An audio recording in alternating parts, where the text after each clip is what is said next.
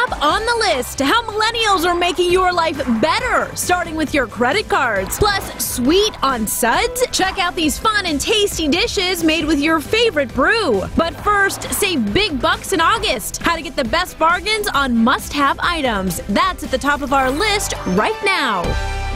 We're still in the golden glory of summer, but as July ends, you can feel it. The looming shadow of September, when the barbecues and beach days come to an end. There's only one answer, though: retail therapy. Jimmy Rhodes has August's best buys. It's what's the deal at the top of the list.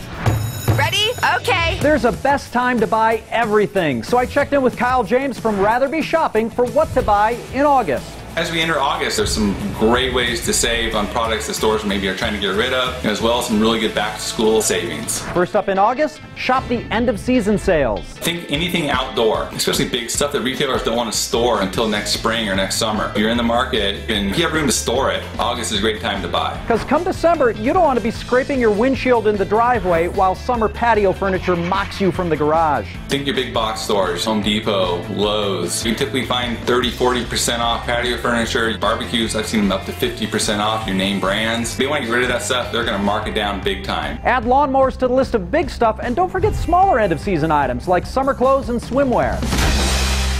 Next, in a kind of back-to-school in disguise, shop the office supply stores. The backpack? Check. Check out your local office supply stores like Staples, Office Depot. In years past, they've offered some great deals. Things like penny pencils, 10-cent notebooks. And what they do is they don't have a lot of inventory. They're loss leaders. That means a product they'll sell at a loss to get you in the door in hopes you'll buy other stuff. The problem? They sell out really quickly. Because they don't carry a lot of something they're losing money on. A cool little trick is you can actually take that sales flyer into your big box stores like Target and even Walmart, and they're going to price match those. Using price match for loss leaders? That's genius. And since back-to-school sales include dorm supplies, it's a great time to stock up on stuff for your home, too. Everything from lamps to space savers to bath towels. Get everything they need to shoot for the stars for less. Finally, where available, shop tax-free. Many states offer a tax-free shopping weekend in the month of August. The idea is to offer families a discount equal to the state's tax rate on back-to-school shopping. 7–8% right off the top. So if you're shopping for something big like a laptop, it's a really great way to save, on top of many of the back-to-school sales that they already have. There are limits by category to what you can purchase tax-free. We have a list of participating states at our website, thelisttv.com. So shop smart in August. Knowing when to buy is what's the deal at the top of the list. So when it comes to the best time to buy, we have your back. And you know who else does? Millennials. Boomers and Gen Xers tend to mock them, give them a hard time. But this generation of 80 million is having a hugely positive influence on society, and it's making your life better. A look at millennials saving the world on The Breakdown. Millennials. People say they're lazy and entitled, but they're changing the landscape for all generations in some seriously positive ways. They're very ambitious and they have a strong sense of self-efficacy. They're truly the driver of every major trend in the U.S. We enlisted a sociologist and a leading millennial expert to weigh in on 3 ways millennials are saving the world.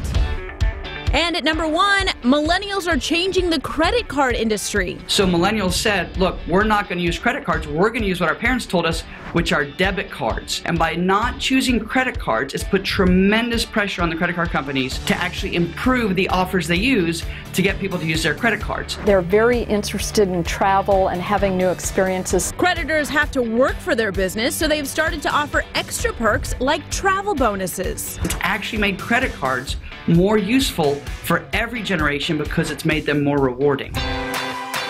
Millennials are also changing the workforce for the better. For millennials, diversity is not an option, it's a mandate. If they're doing hiring of new employees, they're not going to be judging people from a sexist point of view, a racist point of view. And millennials are creating jobs. Millennials, more than anything else, want to be entrepreneurs. It does create jobs, right? Small businesses are where jobs are created.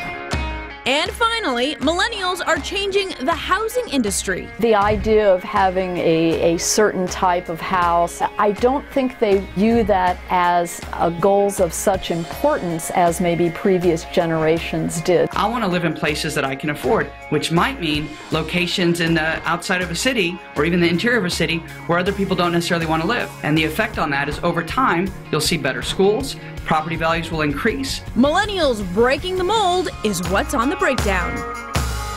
Of course, every generation is different. While back to school for a lot of us meant a handful of pencils, today's kids need computers, tablets, and accessories. If just hearing that gives you sticker shock, relax. We've got ways to get top-notch tech for a low price on the tech list. You don't have to be a math major to realize that getting your kids set up with a computer, tablet, and accessories for school is gonna cost a few bucks. But relax. Tech expert Ken Colburn of Data Doctors says you can get name brand back-to-school tech on the cheap. The great thing about technology is it always gets faster and it always gets cheaper. We'll begin with the basics. Chromebook laptops, which start at $150. They run off of Google's operating system and productivity apps. Chromebooks are essentially computers that rely on the internet. Everything a student needs is in Google's cloud, from word processing to web browsing, and parents, they are safer than a traditional laptop. You completely bypass all of the viruses and all the stuff that's attacking the Windows platform. So from a safety standpoint and from a cost standpoint, Chromebooks are a really good option. Next up, tablets are a staple in most schools these days. iPads were once considered a pricey investment. Last year's cheapest model was $399. These days, you can get them starting at $329. So if you're a student with the iPad, you get this added value because of the iWorks apps that are included. So now you have a word processor, you have all these productivity tools, and the great thing is it's all Microsoft Office compatible. If Android is your thing, check out the Lenovo Yoga Tab 3. They start at only $119 at B&H.com. Finally, you better back that work up. Trust me, the dog ate my homework just doesn't cut it anymore. It's really, really critical for all students to have their homework in the cloud somewhere. My best recommendation is a free service from Google called Google Drive. The cloud means storing your stuff on the internet. Once you set it up, it backs up your stuff daily. Well, kids, that's today's class on budget back-to-school gear on the tech list. All right, now let's decidedly take an old school turn. It's rodeo season, which means roping, racing, and bull riding, with more than 7,500 cowboys and cowgirls competing for over $30 million at 650 events a year. We found 3 of the most rollicking rodeos across America. 1, 2, 3. Bulls, Broncos, and barrels. American rodeos are packed full of cowpokes pulling off incredible displays of skill and bravery, and maybe even a little crazy. He is riding so great right now. Wade, you're the man. Saddle up and check out these 3 massive rodeos. First up, the Pendleton Roundup in Pendleton, Oregon. Here he is, John Smith, the on tap. This week-long event includes bronco and bull riding, as well as steer wrestling and roping.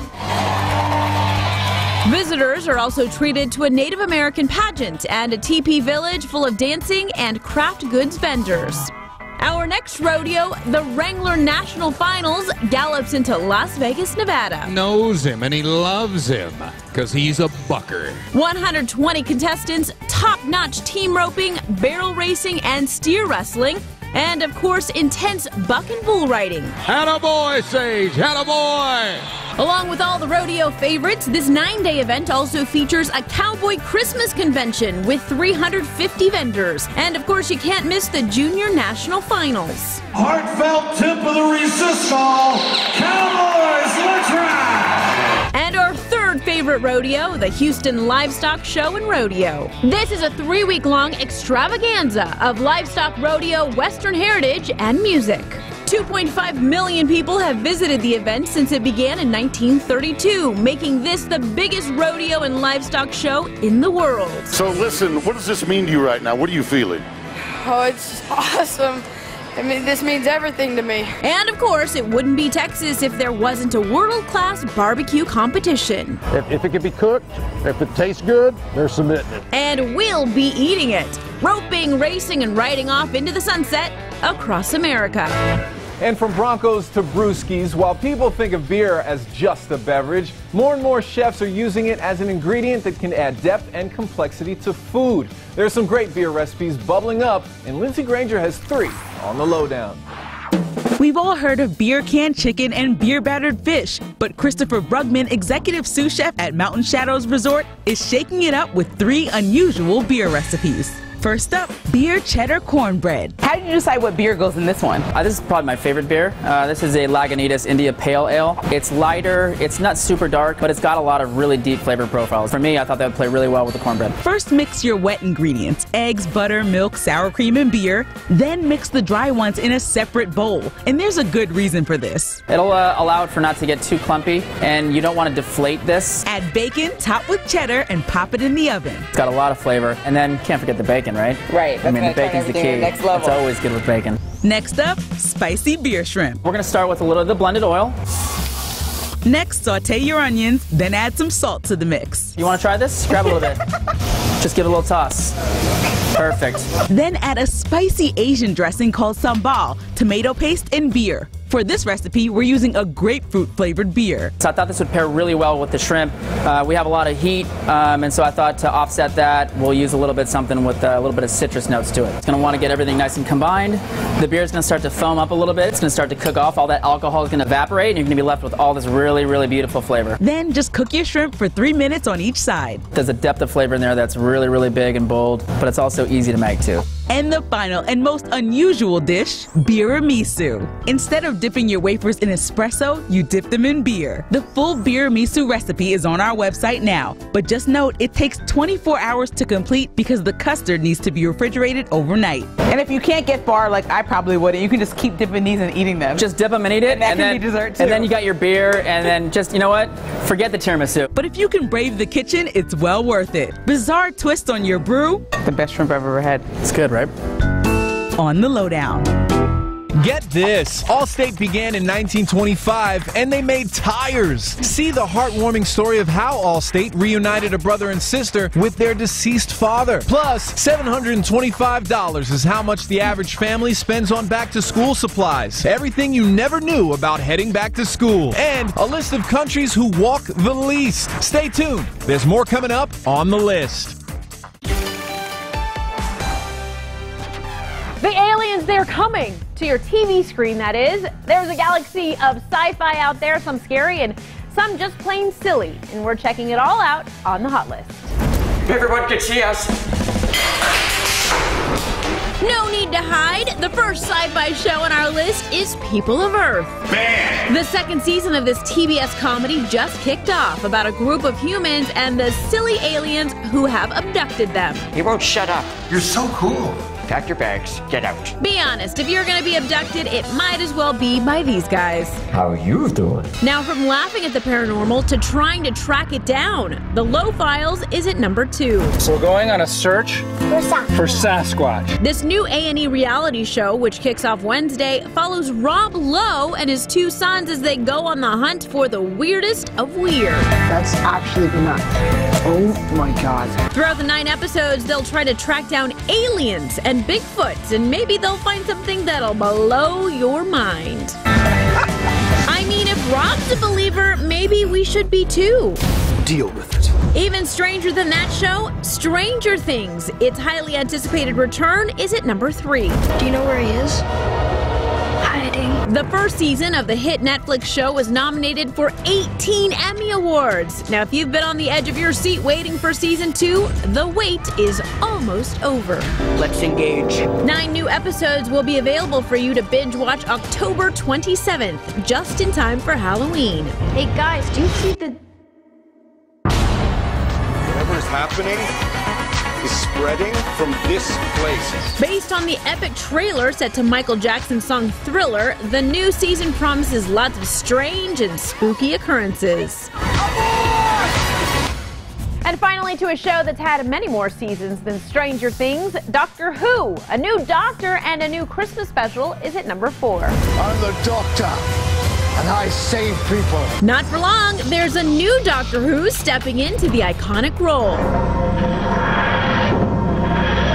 Okay, this is super cool. After roughly 1 billion years on the air and literally 12 different men playing Doctor Who, Jodie Whittaker will be BBC's first female Doctor Who. Progress, people! This is brilliant! Every time I think it can get more extraordinary, it surprises me. The new Doctor will be in, starting with a special airing this Christmas, which officially marks the current Doctor's final episode. Good luck, Doctor. A thorough examination of sci-fi on TV on the hot list. From a hot list to a cold hard reality, August is National Back to School Month. Jimmy Rose did some arithmetic and is taking a look at back to school by the numbers. 78 million Americans will be heading back to school from nursery school to college. That's about 26% of the population. $725 is about how much the average family with children in grades K through 12 will spend on back to school shopping. 77% of those parents buy their back to school supplies in stores, no matter how much they like online shopping otherwise. This is my pants. This is my sweater. This is my backpack. $249 is the average cost parents have to pay for a school uniform if their kid attends one of the 23% of schools that require it. Pricey, but it could be a lot less than other clothes, and 64% of principals say uniforms have a positive impact on bullying. For 3.4% of kids, back to school isn't a big change in commute because they're homeschooled. 2 of 3 students also sleep less than the recommended 8 hours, meaning they're looking at more Z's than A's. About 20.2 million total college students will be going back to school at one of the 4,688 American colleges, universities, or professional schools in the U.S., an increase of about 13% since 2006. 15% is the number of college and graduate students who are 35 or older. 60% said a gap year helped them decide what subject to major in, and 66% said they took their schoolwork more seriously afterward. $83,500 is the average amount that a full-time worker who completed his or her bachelor's degree or higher makes yearly. And that's a look at back to school by the numbers. Now, from the list, mac and cheese, gross or gourmet? We're not talking about Nana's homemade mac and cheese. We mean the nuclear orange, powdered, boxed mac and cheese straight out of your childhood. More than 1 million boxes are sold every day. That's more than 500 million noodles. Even Crayola gave it its own crayon color. Okay, so we know kids love it as is, but here are 3 unexpected ways to mac your cheese. At number 1, mac and cheese donuts with a Cheeto dust crust. The universe really does answer prayers. At number 2, mac and cheese nachos. Bring this to the party and you are the party. At number 3, mac and cheese martini. Mixing comfort food and vodka? Yes, please. For the full recipes and more, go to thelisttv.com. Welcome back, friends. So today on the Buzz List, we found a Stanford University study published in the journal Nature that looks at the laziest countries in the world. The study looked at 46 countries and used smartphone data to average the number of steps people took per day. All right, let's start by looking at the least laziest country on the list, Hong Kong. Yeah, it's the 4th most densely populated country in the world. They had an average of 6,880 steps a day. I mean, I barely break 1,000 on my Fitbit. All right, next we're looking at who's in the middle of the road when it comes to being lazy.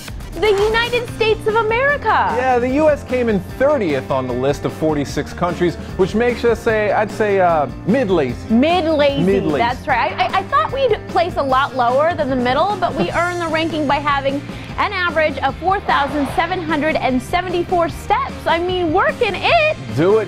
But we all know it's New York is raking up all those steps, though. Really? Yeah, most of us Americans have to drive everywhere, right? I know I do. Yeah, same here. And taking the number 1 spot for the laziest country in the world when it comes down to counting steps. Indonesia. But it's made up of thousands of islands. How are they supposed to walk on water? Really? I know, right? I actually give them extra credit since they're still able to get in 3,513 steps a day. Yeah, I do too. But guys, for the complete article, head on over to thelisttv.com. What do you say we start walking to work? Too far. No, too far. It's, 2,000 steps in a mile. Nope, still too far. All right. I guess you can call me lazy. I would never do that, KG. That's my face. That's our buzz list. Want to binge watch The List? Stream us on Roku. Access more trends, deals, and life hacks on TV's #1 streaming device. Add The List to your Roku now. On the next list. 1. Make going back to school easy. Apps to get your kids to the head of the class. 2. Don't be the office jerk. The top 3 things you should never do at work. And 3. Grab some popcorn and a pool floaty. Unique cinemas that bring magic to the movies. All that on tomorrow's list.